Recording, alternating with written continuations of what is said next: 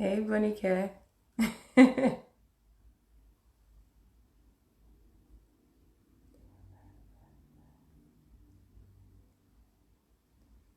Hi. Oh, we're talking about. Oh, okay, hold on a second. I'm trying to. Uh, okay, I'm trying. So today we're talking about. Hello? Hi, Itoro. Hey, How are you? I'm good. I was How's it just. going? I'm good. I'm good. I was just about to give a background of what we're talking about today. I was like, oh, she's right there. She's right there. You're so on time. Uh, Thank you. oh yeah, yeah. Go ahead. How are you? I'm fine. Good, good, good. Okay, so Please. hi guys. Good morning, everyone who's joined us. This is Itoro. She is the CEO and owner of Itoro Okon. It's a jewelry brand that I have followed and loved for a few years now. She's a fellow Nigerian. But right now she lives in Canada, and she works for a jewelry brand. So, Itoro, I'm going to give you a couple of minutes to tell everyone about yourself and about your brand. Um, and then we can jump right into what we're talking about today. Sure. Okay. Um, Hi, I'm Itoro, and I've been in the jewelry industry for about 7 years now, if not over. And Awesome. I actually started out as a geologist. So I'm actually a geologist by profession. That's what I did for my undergrad. And jewelry actually started out as a hobby for me.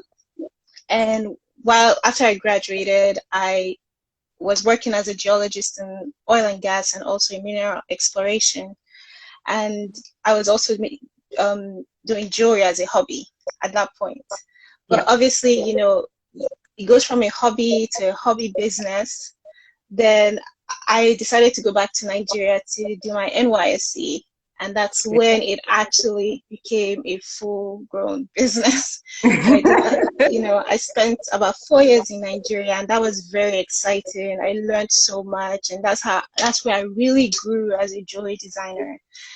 Just the culture, just learning so much, and you know, just being in that environment.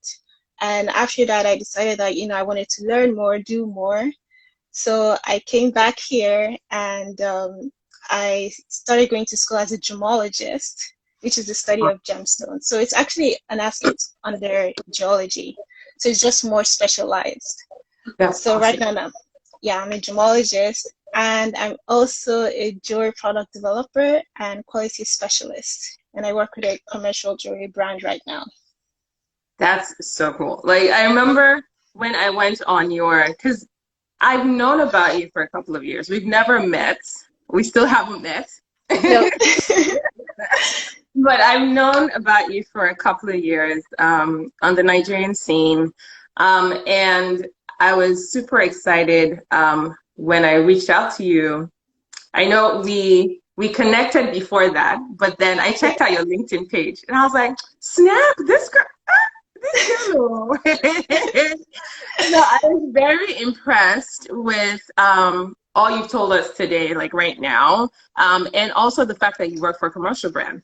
Um, and I reached out to you because I wanted us to kind of touch on that. I wanted us to talk about what does it take for, like you said, it goes from a hobby to a business, Yeah. right?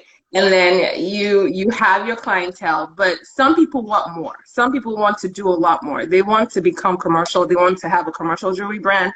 Um, and I just wanted you to touch on that and kind of, since you work in that environment, you understand what goes on in that environment. I wanted us to touch on and discuss what it takes to actually do that. What does it take for us to say, okay, oh, I'm going to take my little Zuri Pearl brand and I want to go to Neiman Marcus and I want to go to, I want it to be at Macy's. I want it to be worldwide. I want to sell in France. I want to sell in, wherever. But I wanted us to talk about that before we do that. I feel like the first thing once you go from a hobby to a business, personally, and correct me if I'm wrong, I feel like if you want to do that, you have to start off by, I don't know, concretizing your ideas. So think of it like you have to start thinking of collections. You have to think of putting your ideas together as a whole and presenting that to your clientele or your public. So my question to you after all that is, what, in your personal opinion, do you think, what do you need to do? How do you bring about a collection? Like, just generally, what do you need to do to get to that point? And from a commercial standpoint, what do you need to do? What do you need to have? What are the processes to get you from little Miss Zuri Pearl to like, okay, I'm balling now and I am at Macy's and Neiman Marcus and all this. Okay, so answer your first question about the collection. So you have to look at a collection as a project. Just don't say, oh, I'm just going to release this, release that. You have to look at it as a project, because that is how your brand actually communicates with people, with your customers, with public, and that's how they get to know who you are. So it has to be very organized. Okay. Collection, depending, and there's no hard rule, depending on what your business is, like your brand. Some people release collection based on the fashion calendar. Okay. Some people release collections quarterly, bi-monthly, monthly, weekly. So you have to understand your capacity and what you can do and what you want to do based on your brand, right? So however you choose to do your collection, right? There are two different ways to go about it. You have evergreen, which are pieces that last forever. You know, that dainty necklace, the hoops, the studs, they're always there. So you can release that. You can release that whenever, right? Yeah. You can release that any time of the year because it works. People will always go for that. Now, if you're trying to release trendy collections, right? You're going with the fashion calendar, trying to see what is in vogue and in style. You have to be more calculated, right? Because it's only going to be there for a period of time, right?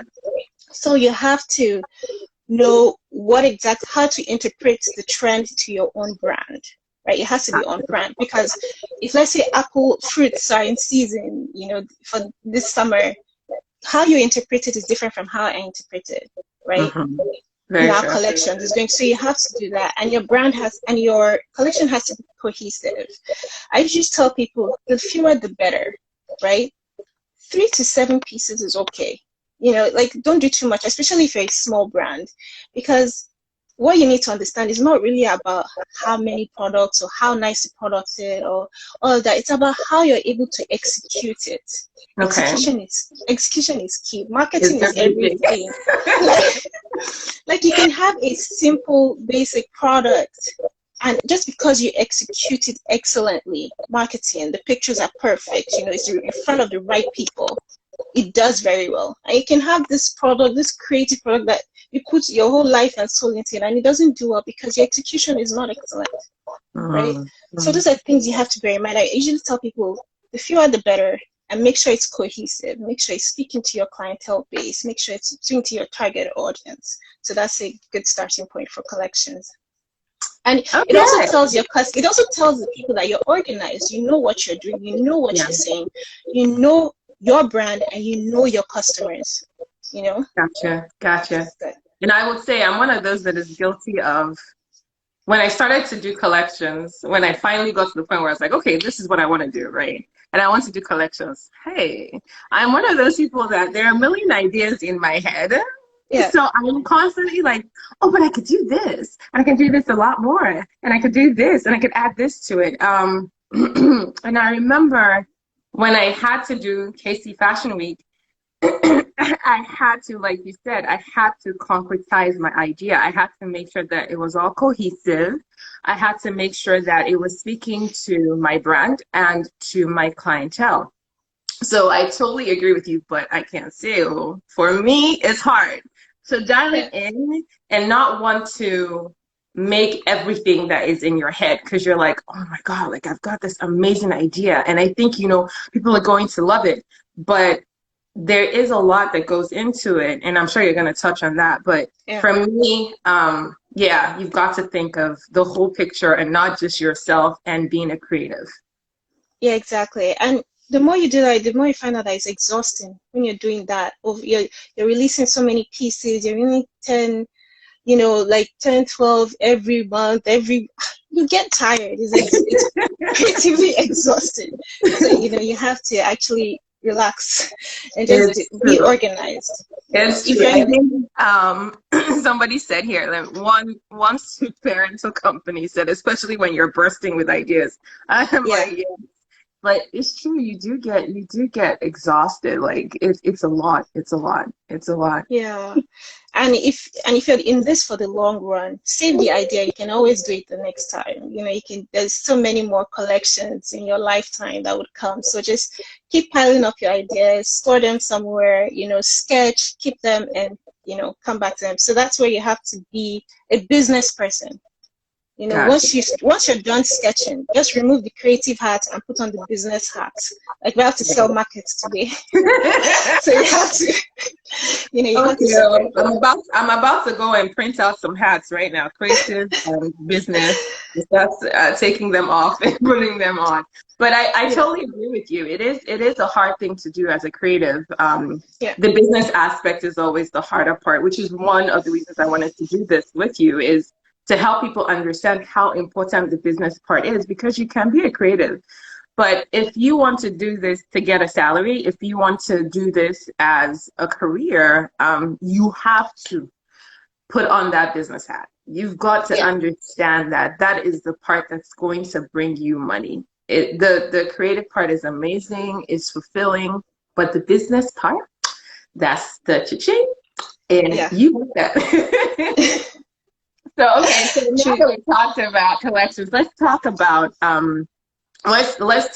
what does it take? Like, you work in the commercial industry, Yeah, you understand, like, from beginning to end, what does it take for a commercial company to do what they do? So whether it be David Yurman, your company, which we're not going to mention, that you work for.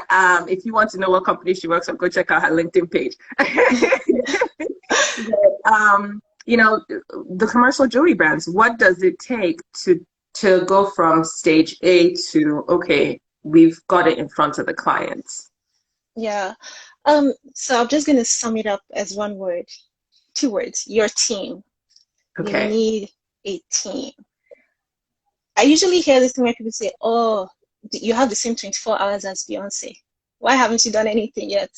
Which is such a lie, because Beyonce has a team around her of like Yeah. 50 people, right? Yeah. 50 Yeah. times 24, that's her Yeah. hours. Do you Yes. get? Yeah. So, team, you can't do this thing alone, right? Because to go from a one-man show to, a very successful commercial brand, which it did start as a one-man show, but to take it to Hmm. the next level, you need people, you need a team, you need people that are good at what they do to take Gotcha. over, right? Yeah. And you have to have that honest conversation with yourself to say, you know what, these are my strengths, this is what I'm good at. I'm going to bring in people to do the rest. I'm going to hire people to do the rest, or I'm going to partner with someone who, what I'm weak at, the person is strong at, right? So you have to have that honest conversation. Now, what does it take to run, a company like that? First of all, I work on just my team is product development. That's that's just one team. But you have so many things. You have marketing, you have account, you have finance, you have purchasing, you have editorial, photography. A one-man Mm. show does everything. It's everybody, right? Yeah. You design, you do product development, you're talking to the suppliers, you're taking pictures, Yeah. every, everything. But that that's not healthy. In the long run, it's not healthy. You get burnt out. You have to be honest with yourself, right? You get burnt out. So usually everything starts from the product development team in a company. Obviously, we all know the vision and the mission of the company. Everybody is aware of that. And Mhm. one thing is that before you get a team, you have to understand what the vision is, and you have to be able to translate it so that everybody understands what the vision. You can't hire somebody and not be able to explain to them what your vision is. That's where things start to get messy, and they can't, Mhm. deliver based on that. because they don't understand your vision. So it has to be very clear. You really need to work on that. So everything starts from the product development team. On my team, you will have different people that do different things, right? So you have the product designer, you have the product developer, which is what I do. You have quality assurance. You have, like, that's even on my team. Then when you go out to my team, you have editorial, marketing, production, and launch of products, right? Gotcha. So first of all, don't forget you work for someone. So it's not about your design. First of all, so the creative director comes, this is what we want you to work on. This is what we have in mind. The product designer, which is everybody knows that the jewelry designer, takes it, does the artistic, la la la, dreamland. That I feel, this is what I think you mean. So they basically make sure the idea is on brand. Okay. Right? They do the research, they do the trend analysis. They say, okay, this is how it's going to look. This is the brand's interpretation of the idea, right? Now, the jewelry designer hands it over to the product developer, right? Which is you. Which is me. which is the more technical part of things, right? Okay. It's like the engineer. So I think when you use a one-man show, the designer and the developer are the same person. But here you split both of them because most designers cannot be bothered about technicalities and the math and the engineering of the product. No, So we take over that, and we're talking to suppliers. We're giving them the specification that this is how we want it to look. This is this is the kind of metal we're going to use. So specifications, price estimate. You're working with a price. That's one thing I need to mention. You're not just working like, oh, this is what I want the product to be. You're like, okay, this product is going to cost us $100, not more. You can't use, and then you already know that you're not going to use diamonds. Maybe you're going to use sapphires, right? So those are the things you have. So that's where the product developer comes in. That, okay, this is the cost. This is what we're going to do. Please create CAD files. Give us a price estimate. Let us know what you can do. The suppliers we go back and forth with the suppliers until they give us like I don't say sketches, but CAD files, which you spoke about the other time, like 3D images. Yes. And if we like it enough, we're like, okay, and the price works, okay, go ahead, make this product for us. Depending on your relationship with your supplier, it could take 2 to 4 weeks, depending. When they have that sent to you, now as a team, you look at it. Is this what we had in mind? Is this what, maybe they create like 3-4 products. Is this what we had in mind? Does it work properly? Does it function properly? Is it on brand? And most cases, it works out fine. Everything just goes, everything is easy. But sometimes it doesn't. Sometimes it's like, oh no, this is not going to work out. Everybody starts running around helter-skelter trying to fix it. So after that, we go into the production phase. We're like, okay, we like this. Go into production phase. Production takes sometimes 4 to 6 weeks, depending on your agreements, depending on the suppliers. It just depends on it. And once you approve it for production, what we do is that we make sure that the quality standards are met. Like, oh, this is the quality we want. Make sure, the post, trust me, even from the post, the way it fits, the color, the plating, everything is detailed. So nobody is getting it twisted. Everybody knows what they're doing. So during this period of production, now that's where marketing gets to work, editorial gets to work. Everybody starts taking pictures, creating content around that collection. Right? So once the bulk production comes, we do another quality control, and once that is ready, it goes to market, right?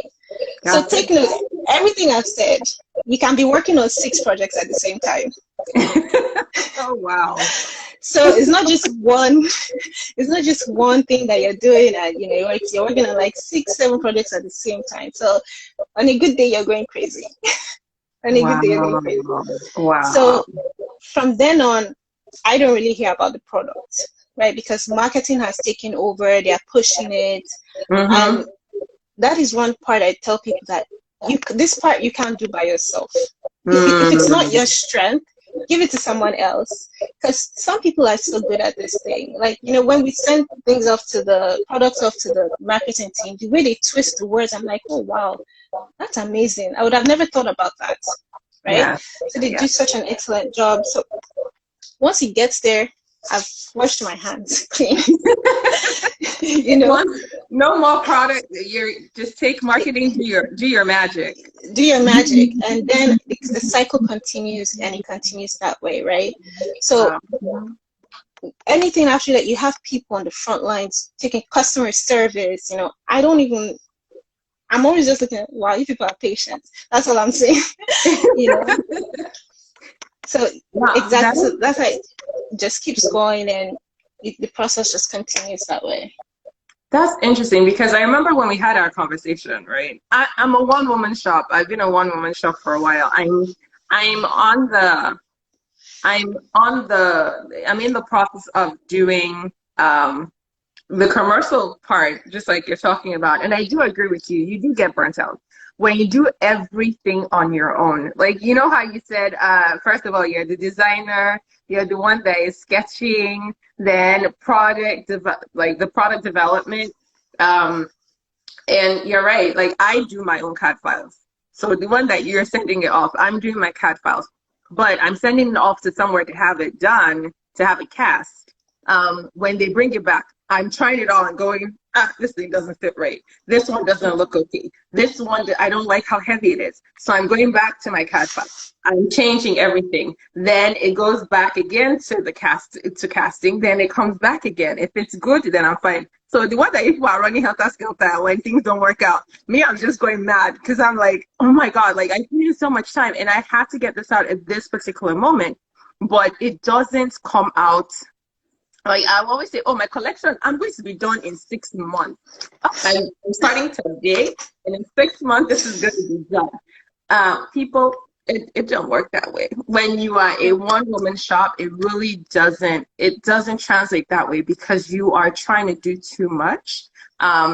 So to that, I am doing better. I use a lot of outsourcing platforms, whether it be LinkedIn, not LinkedIn, Upwork, whatever it is. Like I'm on there like, okay, I need somebody to do this. Okay, just do this one. I need to do some research on this. You go do this. So I don't really have them working in my space, but I do have people now that actually support me. But I think I need to look into that, your marketing thing, because I'm not great at marketing. I know what my ideas are. I love doing photo shoots. That I love doing. But the whole, I don't even know. I got to get somebody in here. We'll talk later about this. But there is that part, and I do agree with you. You do get burnt out real quick, super quick if you're trying to do everything on your own. It does take a team. It takes a team to get all this off the ground. It does. And I'm doing my own customer service too, by the way. So I'm the one going. The client is calling me like, but I don't like this. I'm like, oh my God, why don't you like it? Like, do you know how much time I put into that? Like, you have to like it. But, you know, you have to. Yeah, go ahead. You can't really be emotional about a lot of things. You have to really detach yourself from a lot of your business, right? As an artist, if you really want to move forward, like I just tell people that after you're done creating, just push your heart aside. Now it's business. Now it's money.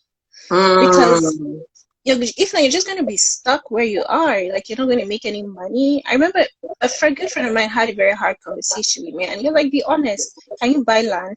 Can you pay for your children's school fees with this? You know, if you can't, you better get to work. You know, if not, you're just still joking. It's just still a hobby. And if you're going to stay there forever, you know, you have to have that hard conversation. But like I usually say, you do it at your time. You know, nobody can force you to do it faster than, you know, when you're ready to. And it takes a lot of work and commitment to even put together a team. It takes a lot. It takes a lot. So I would say outsourcing is definitely the first point of call. Like, as soon as you can whatever it is. Like, for me, if the first thing I'll outsource is marketing. I wouldn't I wouldn't mm. even think about it, right? So for some people it's production, for some people it's photography, for Yes, some people it's yes. merchandising. So you have to really pick out what it is that That you you know you want want to to outsource. outsource. And it makes sense. And I mean, I'm always trying to learn as much as I can. I remember, I think it was 2 or 3 days ago, there was this Zoom meeting by, I think it was the South African Fashion Week, and they were talking about African fashion and what am I trying to say? Sorry, but African fashion, trying to commercialize and take us to the international stage, right?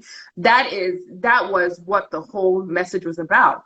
But there was the situation of taking yourself from a small mom and pop shop to actually being able to deliver multiple products, your inventory for larger scale. So if they wanted, to stock you, and they were talking mostly to clothing designers, but if they wanted to stock you, say in a H&M, for instance, right? There was the situation of, some people, the fabrics and stuff like that might not be sufficient. So they don't deliver. They don't talk about it. They don't they don't relay the information. So there becomes a situation, a problem. And I think that is the business sense that you're talking about. And Yeah. if you do not get that business side of your gear up your business side, it Yeah. will have detrimental effects because you do have that creative side of you. So do a lot of people. But the people who are able to make money from it, they tapped into that business side of it. They, like you said, take out the emotional part of it. And I'm working on that. I'm not saying it is the easiest thing. Yeah, it's true. When I Yeah. was at KU, the first thing they told, like, you see the difference between commercial and art. Yeah. Like when you see an artist that is a jewelry designer, like it's more of art to them. So there is emotion in it. Even when they're selling things, it is emotional for them because they Yeah. put a lot of, whether it is their feelings, a lot of time and effort. Like you said, you will start off with, this is our budget. The creative is not thinking of, this is my budget. It's just like, oh, I want to create this amazing thing. It's in my mind. I want to do this. I want to do that. At the end of the day, you have a bill of 1,500 for, and I've seen it. I've seen it. 1,500 for a necklace. Now the question is it worth 1,500? And let me back up a little. Some people will buy that 1,500 based on the story and based on the emotion and what it's kind of like marketing. Based on what it is that you put into it, they will buy it. But that pool of clientele is so little. It's such a niche market that if you are trying to make money on a regular basis, you've got to put your business hat on. At least that's what I'm getting from you. Yeah. No, yeah, exactly. Yes, that clientele is like if you get to that amount, 1,500, it's a lot. That's a different clientele base, but they're there. Once you tap into one, you have to figure out, okay, if this person can afford 1,500, that means his friend can probably do that. Her friend can probably do that. So Yeah. now that's where marketing comes in. How can I get all the people around this person to put down 1,500? Now that's where you hand it over to the experts, because you're not going to call them. That Facebook, like all these ads, they have all these things figured out. Like, okay, how can I target this ad to reach this certain person or do what? So that's where you just move it, right? And those are things you have to factor in. Like, okay, why is this necklace 1,500? Did you think about the clientele you were trying to reach before you even made it?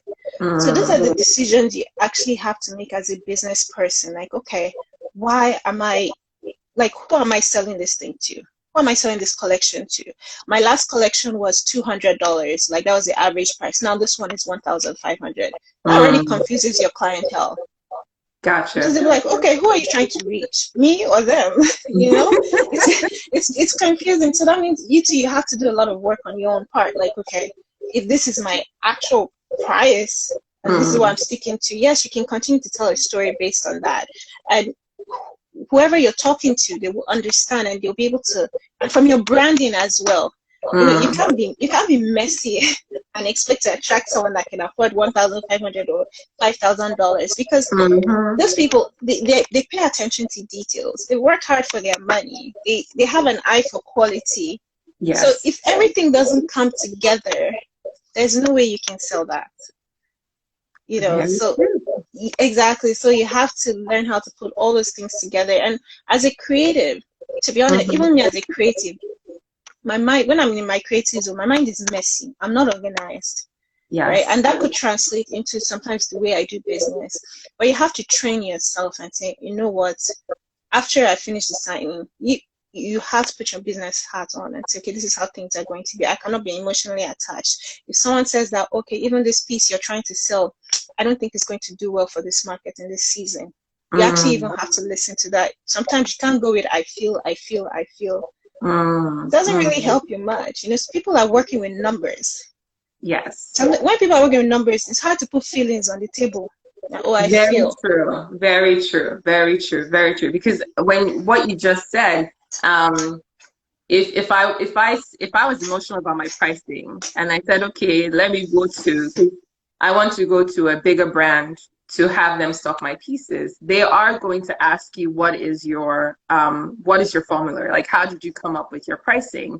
And if most of what you are putting in there is emotion, I mean, they're not going to understand what you're doing, because they have a formula to what they are doing. So you have to tap into that. And I appreciate that. We have to talk after this, because I'm with you. I am with you on this marketing thing. I think it is super important, because I remember the brands that I like, it is branding. Like, that is what attracts me to them. Apart from the quality of the products that they produce, it is the stories and what they're selling to me. Like, the stories they're selling to me that makes me stop and go, oh, wait, hold on a second. I like this. Like, what is going on here? So I do agree with you that once you can outsource marketing, I think it's super important, and I'm going to jump on that bandwagon and outsource marketing. Yes. I think that is so important. So we talked about, like, the process from going from point A to actually delivering the product to the client. Give us an idea of the timeline. Like, how, I know you said, you can release collections whenever you want, but for a commercial company, for instance, I know how long it takes me to do collections, because I'm a one-woman team. It takes a longer time. But for you, in the business or in the space that you're in, give us an idea of what the timeline is, because I think for me, it would help me understand, like, the goal to get to. Do you see what I'm saying? Yeah. I would say, okay, let me give you an example. Like, right now, we're done for the summer. Like, we're done for the summer. We're in fall. We're already thinking about fall right now. We've done designing everything for the summer. It's now fall. When did you get that done? Because, like, give us an idea of when your summer, like, we're just getting into summer, but you guys are done with the summer collection. So when did that happen for you guys? So let me do the math openly, right? So the designer gets the brief 1 week. Maybe they have 1 week to work on it, right? To get it to the product developer, you have about 2, depending on the complexity. It depends on the complexity of the project. You have about maybe 2 to 3, 4 weeks. Sometimes it can go up to a month. On average, let's say 2 weeks. That's 3 weeks now, right? Yeah. For them to do the sampling and get it back to another 2 weeks, right? Okay. That's like 5 weeks now. Yeah. Then production could usually be 48 weeks. So that's about 9 to 12 weeks. So let's say 3 to 4 months. That's the timeline to release a collection. Yeah. Oh, yeah. That's not bad. Yeah, that's not bad. But take note, like I said, for example, my company, we do every week. So you're actually working on a project, like, it's going to be released every 3 months, right? So it's on a weekly basis, really. So it's from one project to the other, to the other, to the other. For maybe those companies that release maybe 2 or 3 times in a year, might actually be longer because they have much more SKUs, right? They might have up to like 24, 25 SKUs or items to release. Okay. So now that might even take up to like 6 months. They might have already, like, they're probably next year already. Gotcha. So Gotcha. yeah, I say on average 3 to 4 months, depending on your capacity. Okay. Okay. Yeah. Okay. So you know that we should be prepped before that. For me, because Yeah. I go with the fashion, like the runway scene. It is typically because if COVID didn't happen, you would have fall winter in spring of 2020, and then we should be doing spring summer of next year. Um, I think it's September, right? But Yeah. because of COVID, now we're doing fall winter in September of 2020. But usually they're a year ahead. So you would be doing spring, summer you would be doing fall winter in spring. And then you would be doing summer collections in fall. So they are prepping ahead of time so that when that time comes, people have already made their purchases or they have an idea what it is that they want. So you always have to be ahead of the curve and not behind it. And I think my advice would be to tap into whatever model would work best for you, like you're saying. For me, this works because it gives me a longer time to actually get my pieces done, or my SKUs, as you would say. It would help me get, because I'm a one-woman team, and even if I wasn't, it still gives me that time to come put everything together, and it works for me. So the 3-4 months would work for some people if you want to have less SKUs, less items to release, and you want to be more consistent. So you want to constantly be giving your clients something to purchase. So I think we've covered. I'm trying to look at my notes. So, one thing I wanted to mention is with collections, you also have things they call projects you have quick to market. So that could actually be expedited, like 3 to 4 weeks. You release a collection. But obviously it's very simple and basic, but you do have situations where maybe something happened, like COVID just scattered everybody's plan. You just have products that are just quick to market. Let's just produce this and get this done ASAP. Because that's what is appropriate for this time. Right? Yeah, you won't be singing, "Oh, come buy diamonds, diamonds, diamonds" during COVID. So you might have to quickly pivot and change your strategy to, like, to something more subtle. People do consider these things when you're marketing and when you're selling to them. They're like, "Why are you talking about diamonds when people are trying to live?" So you have to change your strategy. True. And I'm actually going to touch on that next week with I don't know if you know Mona Lisa Okoje. She's the brand owner of Nahita. She was one of my first crushes, like jewelry crushes, and she's been in the fine jewelry industry for years. I mean, she's had people like Whitney Houston, top celebrities like wear her pieces. So she's good. I'm gonna have a session with her next week. So you guys better be here next week. We'll be in. Yeah, I'm seeing a lot of people saying hi, and I'm so sorry. Hi guys. Hi guys. Yeah, if you guys want to put the questions, like, do you see any Itoro Okon? Like, I see one. Tayo Adewale. Oh, okay, yeah. Toya Adewale. So yeah, that's something I have to ask. Okay. So hi sis, love the conversation, but she says, but is it their right to ask what your pricing formula is? Don't you have the right to put a price to your product based on your target market? What do you think?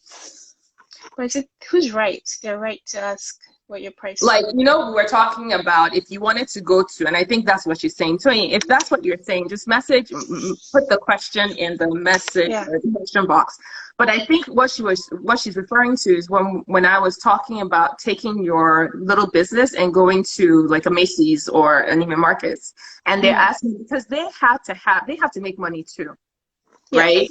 So when you come to them and say, okay, I have this great, amazing product and I would like for you guys to carry it in your store, they have to put their margin into your own pricing. So that, to me, and I will give that question to you too, so you can give me your feedback, but that is why they have to ask for your pricing formula, because they need to understand what it is and how it is they can make money too. Do you see? Yeah, At least in my yeah. personal opinion, that's so. Let me hear you. So for example, when I was in Nigeria, I used to stock in some shops. Let me not even come abroad first. When I was in Nigeria, I used to stock in some shops, and they'll take 40% of what I make, right? 40%. So, and that's a huge loss. If let's say if my price on my website is $30 and I'm giving it to them at $30, they have to take 40%. So I'm losing money, right? Mm-hmm. So when you put in stores there, you have to actually put 140% on there, right? So they have to ask those questions, just to know where you're at. And don't forget, they don't need you to be on their platform. They have so many jewelry stores coming, Yes. to you. So if you're not going to be open and transparent, you're just like, okay, next, you know. Yes. And yes, you said, don't you have the right to put a price to your product? It's like, yes, you do. You can put a price, but it also has to fall within their own target as well, right? Mm-hmm. If you're going to, the Neiman Marcus, you're not going to just put your product at $30, $40. No. Some things are pretty pricey, right? So what you put there has to make sense, which you have to make sure that they even have your target market coming to their stores. So those are Yeah. things you have to factor in. So if you go to a small boutique where they don't have your target market and your price is now way out, what's the point? Nobody's going to buy it. It's just going to sit there forever. So that's why they need to know your pricing formula. So if you don't want to reveal it, that's fine. But when you're going to all these stores, you don't really have the upper hand. Mm-hmm. Mm-hmm. Most like especially the big retail stores, you don't have the upper hand. So you just have to do what they're telling you to do most Yeah. times. Yeah. Yeah. I agree, and when you said that you end up losing money, or if the store is not your right target market.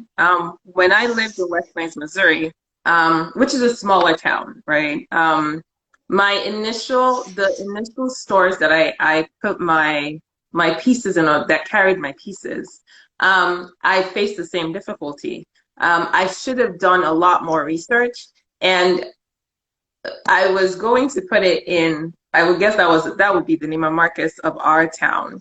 I was in the plans of putting my pieces in there before we left. But I would say research is very important. Like you're saying, you need to understand the target market that is going to those stores. So it's not just, oh, let me put my pieces somewhere. It's doing the research to understand, not being emotional about it, like you keep saying, putting your business hat on and knowing that, okay, what's the target market that actually goes to the stores? Are they within my price range? Will I be making money? So it's not just them making money, but you also have to make money, because what's the point? You might as well just put it on your website and just, get people to get traffic to come to your website. You know what I'm Yeah. saying? So I think it's all those things combined, and I'm so glad that you touched on them. And thank you, Tony, for that question. I don't know if we have any other questions. If you guys have any questions, please put it in the question box. I think it's the one that has the question marks down there. Nikki says, I hear you, photo shoots and the creative stuff is always fun. The marketing, not so much. It's so true. Like, I love the creative part of it. I love photo shoots. The marketing, oh Lord Jesus, it's a thing. It's a thing, and I'm going to jump on that your bandwagon and just outsource it to somebody, because it's not my strength. It's just, Yeah, no, it's not. And people are so good at what they do. You just need to learn how to trust people as well, because this is also their livelihood. They take it seriously. You yeah, just need to trust that they will do a good job and just yeah. hand it over because they're better than and sometimes I don't even go as far as marketing. I remember like when I was in Nigeria and, one of my employees, she was just so good at weaving, right? Mm, Like weaving, like bead weaving. And I was like, oh my gosh, she's so much better than me. And you have to be honest with yourself. Like, she's good. Since after that day, I never touched it. She just used to do it, just to She do just it. used to do it. She just used to do it. And I was like, thank God. Thank God. So just little tasks that you do, you don't have to do everything. Give it to people who enjoy it better than you do. And just trust that they will do a good job. And that's a huge thing for me. Trust is a huge thing for me. So it's a learning curve for me too. It's just hard to trust that people are going to deliver certain things exactly that you want to. But You have to take that leap of faith if you want to grow. SPT77, I don't know who this is, but it says Itoro Okon is a trailblazer. The future is in good hands. I do agree with you. I think I think she is. I think you are super awesome. Thank you. Okay, I think this is Bonike. Queen Zamunda says, I'm not in this business at all, but is there a difference in having your pieces in brick and mortar stores versus their online stores, considering that these stores are getting obsolete? I have my take, but I want to hear what you To be honest, what will make the difference really is because if it's in the brick and mortar store, it's also going to be on their website if they have a website, right?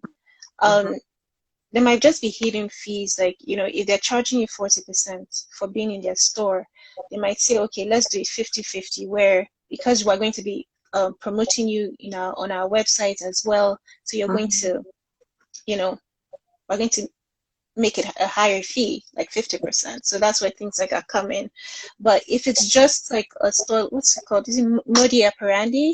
Where they just have an online store, exactly. So maybe their commission might be less because it's not brick and mortar. They don't have brick and mortar. It's not there. So their commission might be less because you're still doing your shipping, you're still doing the handling and everything. You don't have to take care of that. So it might be less. So I would say it's just the fee that will be less. But right now, brick and mortar store, because you're not holding your physical product, which can be annoying because if you have an online order or someone wants to buy, you just send it right away. Yeah. Right. So that's the thing. Right now, if I was I probably wouldn't put my stuff in the brick and mortar store, like, to be honest, because now people are not even going to stores. It's obsolete. It's better to just even push online as opposed to putting in stores. But stores still charge a higher commission because you have to pay for the store. Exactly. And it's a very good question. I think I think it will change because since they're going to have more people wanting to be online, those prices might go up. And we'll see how it goes in the next couple of months. But I remember, I forget what online thing it was that I was watching, and they did talk about like online processes, and she mentioned that it's not just in a brick and mortar store, they can have your stuff physically in there. With online, there's a lot more that goes into it, including ensuring that they actually put your pieces online. So they usually have a backlog of things that they need to put up. You have to constantly be on them. So it's a process. It's not just, okay, do I do brick and mortar or do I do online? It's understanding the processes that go into both of them and knowing which one works better for you. If you don't want to be putting your stuff in a brick and mortar store, then hey, you don't want to give them physical inventory, then I would say online store is way better for you. And of course, COVID is affecting a lot of things. So there is that to think and consider as well. But jewelry is it's such a physical thing that I find that even when you go to trade shows and you go to events, something that they might not buy, if you are physically touching it and physically there, you find that people will purchase things. So there is, as much as brick and mortar stores are going out of, they're shutting down. For jewelry, there is that personal touch and feel aspect to it that I'm waiting to see how it translates for the jewelry industry, if that makes sense. Like, I'm waiting to see how this shutting down all these major retail stores, how it actually affects online sales for jewelry or in the jewelry industry. What do you think? Yeah, I would say it's actually increased a lot because now a lot of companies are going into 3D animation, right? Where now you can see 360 degree of what you're buying and you don't even have to feel it. And because they're telling the story, right? You just get captivated, you just get caught in it and you just buy it. You're like, no, I don't have to touch it to feel it. They make everything so realistic with models and whatnot. So it's definitely increased. And one thing is that when people go to stores, because so many people have touched it, And then people have won Mm, it. No, the area is just like, no, no, no, I I don't don't even want want it. that. Send me Okay. a fresh piece. You know, even when I go to a store and I want to buy jewelry, like, do you have anyone at the back? I don't want this one. You know, because so many people have touched it and whatnot. So I think it is, and now people have I don't know what to call it, but apps integrated in their on their website where you can actually build your jewelry. Mm, You gotcha. know, you Yeah, can yeah, build I your know what you're you talking can about. build your jewelry. So everything is coming to life. Like, you know, so I yes, you might see a little downturn, but it's definitely going to shoot up soon, pretty soon. And one thing you mentioned, inventory. Yes. Inventory, I forgot to touch on that. Inventory is a beast. You don't want to hold on to too much inventory Mm, because that is cash. You're holding cash down. yeah. So as much as, you know, brick and mortar might look cute, but that's so much cash. And if you don't buy, it's painful. It's painful. So try not to have as much inventory as possible. As possible. No, it's very true. And that's one of the reasons why I like the points that you made about the whole 3D animation thing. I'm writing down my own notes too because I need to get all these things down. Yeah. But it definitely translates better when it's not just a flat piece. And I know a couple of artists that do currently do that. Even if it's just a video of you, a video of your piece, like on one of these Mm-hmm. rotating stands and stuff, it gives people an idea and a better feel of it than just a flat piece. So I definitely tune into what you're saying, and I agree with you. But yeah, inventory is a beast. You are right. It's one of the reasons why I went into CAD because I figured if I can produce one or two pieces when people do place their orders, then I can just go ahead and tell my casting company, look, send me 10 more pieces. But I'm not going to produce 100 pieces and have it sitting down in my studio. It's not going to Yeah. happen. So No. I agree with you. You have to figure out ways around actually holding on to inventory because you can use a lot of that money for other things like marketing. So, like, it's crazy. So Yeah. I totally agree with you. I love the way you thought about like the whole brick and mortar and online things. So yep, Yeah. awesome. Do we have any more questions? Because we only have like 9 minutes on here. Um, Elisha, hello, says Hi. inventory is stuff a big issue. Girl, it is a big issue. It is a very, very big issue. Let's see. Okay, Oh, Sayo says online experience keeps increasing while brick and mortar probably is stagnant. And I have to agree now. that's true. That's I true. have A to, lot I of have Zara to stores agree. are closing too. So It is, and the rate they're closing is quite outstanding. It's mind blowing because when you find that quite a lot of them probably weren't breaking even or were not making enough money to keep afloat, it ties into the point that you're making where you cannot, if those big people who had their business happening, right, are still going through problems, then you that you don't have your who business are happening, you? I'm not sure how this is going to work out, you know? So people, let's all get our business hats on because we have to promote Black businesses. We have Mm-hmm. to, you know, get into more spaces, build more brands around our culture, around who we are. I agree. So yeah, I think let me see. Let's see if we have any other questions. Yeah, Okay. she remembers like inventory is such a big issue. It Yes. is. It is. And I'm happy to hear that it's not just from a small business perspective, but even for a commercial brand. Like, Oh you yeah. know, so wait, having said that, do you guys like, you know how I said I don't right now, I try not to keep inventory. Like I try to maybe produce a certain amount and then just make a mold. Like you know how you have a CAD file, I Mm-hmm. make a mold of a particular thing. So I'm not making extra pieces of that for now Yeah. until I get orders. Do you guys ever do that where it's okay, we're only producing 20 pieces of this and let's see if it sells. If it sells, then you know maybe we're gonna get more orders, we're gonna produce more.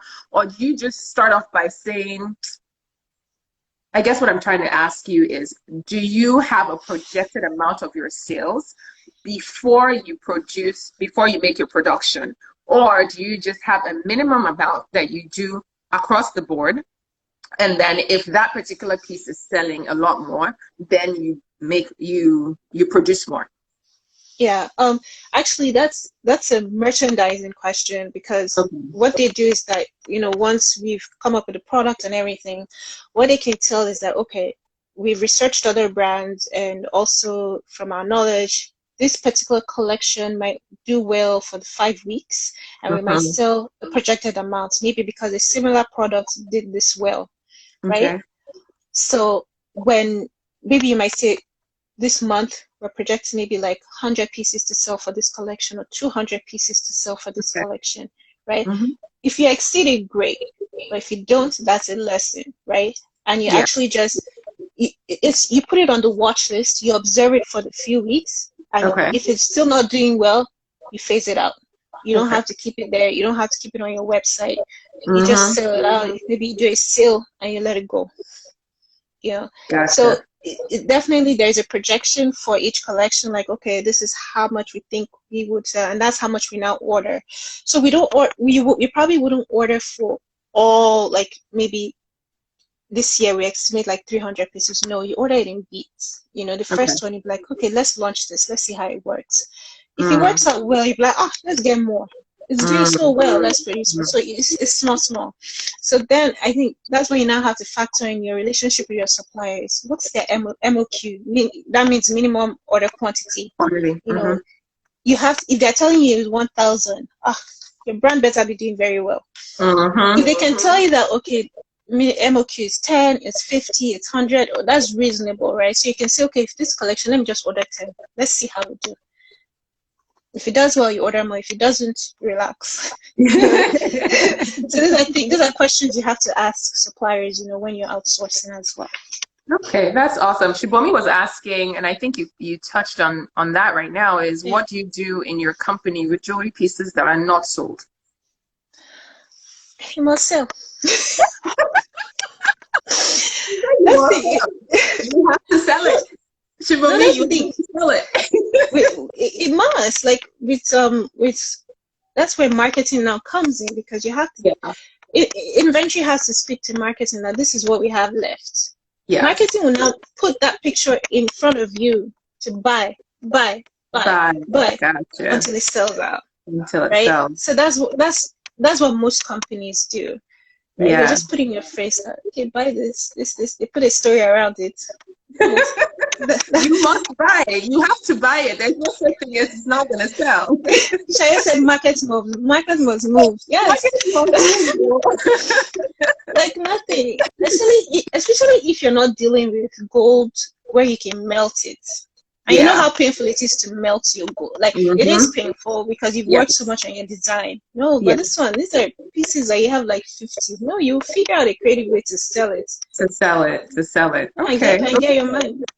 Yeah. Okay. Okay. Well, I think we only have like 4 more minutes Ah, on here. yeah. It's been so great, like talking with you. Thank you so much for Same sharing here. everything that you've done.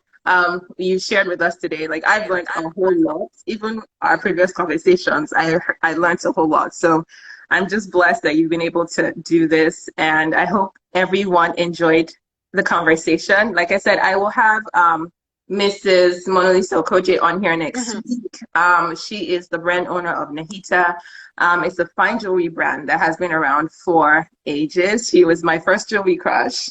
Oh, And yes, she was one of the people that actually motivated me to stay in the industry. So I'm excited to have her on here next week. I think it's going to be fun. Itoro, you are amazing. You oh, are thank you. just You completely, too. You completely a too. blessing. And I wish you all the best. I know we're going to Thank keep in you. touch and talk about this whole marketing issue. Because girl, I know this girl needs some marketing. I need some marketing tips. So outsourcing marketing, getting getting into that commercial space and commercial headspace. Yeah. Um, my cousin said, "Great talk." Your nephew was smiling when he saw your face. Yeah. But getting that business hat on for everyone, Yeah. I think is the most important thing. Not being emotional about stuff and just understanding that you need to make a living out of what you're doing. People Yeah, have done it, exactly. and people are doing it. There is nothing that stops you but you. Mm-hmm. So, get on there, do your thing, get Yeah. big. Yeah, yeah. Thank you for having me. I'm happy to share this knowledge, and I know it's a learning process for all of us, you know. But the thing is that we're all willing to learn, we're all willing to grow, and you know, it Yes. only gets better from here. You know, as supporting each other and you know, helping each other. So, thank you so much. Thanks for bringing me out of my shell over the past 2 years. You're welcome. Anytime.